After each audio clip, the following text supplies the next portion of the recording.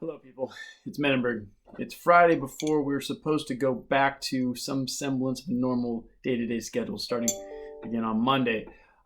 Before we did that, I just wanted to take a few minutes and just reflect on some of the stuff that's happened between this closure of school and now. And I wanted to get a little bit of a sense of where everyone else is at. So I'm going to actually leave the comments on this, and I want to just hear from as many of you as possible about how you're all doing and what you're getting out of this experience and what you hope to see going forward. So, first of all, I clearly haven't shaved in a while. In case you didn't know, it's a lot of work. So, let's be honest, we all didn't need to see this, but I wore plaid so that you'd still recognize me. I'm also holding a coffee mug, so it's clear who this is. You're welcome.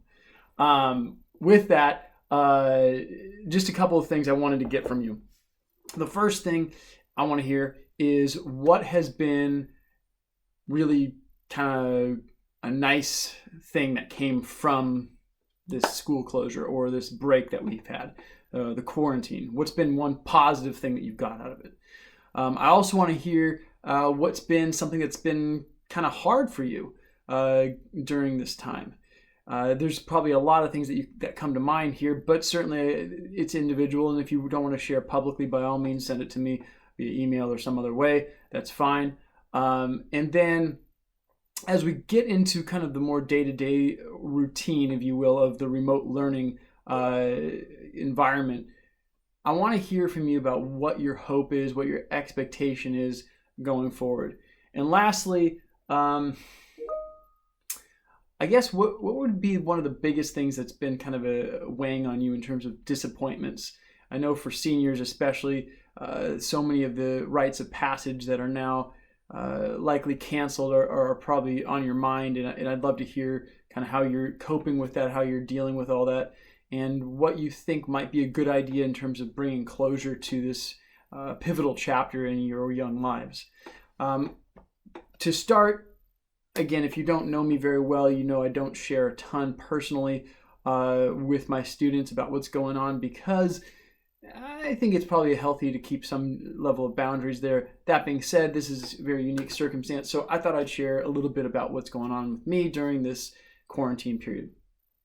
So first, I think let's share some positives. I think one of the most positive things that I can take from this is that I've definitely had a chance to really spend some awesome quality time with my wife and my boys. That I get a good amount of time regardless because I'm a teacher, but I've been getting a lot more time, especially with my boys on a day-to-day basis, which is fantastic because they're age 9 months, and then the older one is 3 years. So I really enjoyed that. Another thing that's been good is that I've gotten a little bit more sleep. Because I don't have to wake up quite as early. I've also had a chance to experiment with this ginger beard situation, though if you can't really tell, there's a little bit of gray coming in there. I'm very old. You know this about me. I'm pushing 98 years old now. I'm 98 in October, so the gray is coming. I've also really enjoyed a little bit of extra time to exercise. I put up a step challenge to my students, and only one student has beat me on 1 week. So each week I put up a different step challenge and what I'm accomplishing personally. And so far, not a lot of competition from you kids. That's kind of embarrassing. Some of the hard stuff, for you people, I really hate to admit it. I've missed seeing my students. Yeah, I've missed the day-to-day of interacting with the awkwardness that is high school, and it's always hard not to have that on a day-to-day basis. That's why I got into teaching, but it's been hard.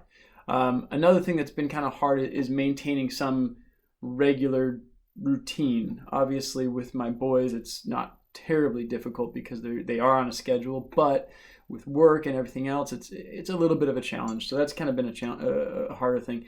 The hardest thing for me has been dealing with loss. Right after we had closure of the schools, there were a couple deaths in the East Lake community that I know hit a lot of you more personally than others. I had one of those students, and that was really hard to not necessarily be physically present during that time. But on a personal note, I also, 3 weeks ago now, lost my dog. I had to put him to sleep. He was about 13 years old, and so that would have been hard without the quarantine, but the quarantine made it a little bit more hard because I wasn't able to really share that experience too much, at least physically, with my loved ones. Though, of course, my family was, at the house, and we were able to bury my dog Bacon under a tree that we planted in our backyard. So that was kind of nice, but it's been hard. That part's been pretty hard. Um, as a senior class advisor, I know so many of you who are graduating, and I'm really having a hard time kind of knowing how to help you and what to do for you, because there's so little right now available to us, and we're just struggling kind of to know how to make sense of what's going on.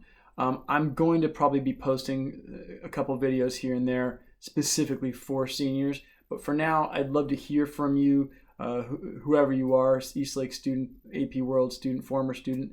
What's been a good thing that's come from this quarantine situation? What's been a hard thing? Maybe some disappointments, and then perhaps what you hope to come from this, either from a remote learning standpoint going forward as we kind of get into some routine, or just in general, as the world is doubtless changed forever because of this epidemic, this pandemic. In any case, I miss you all. I hope you are well, and I look forward to hearing back from you soon. Have a good one.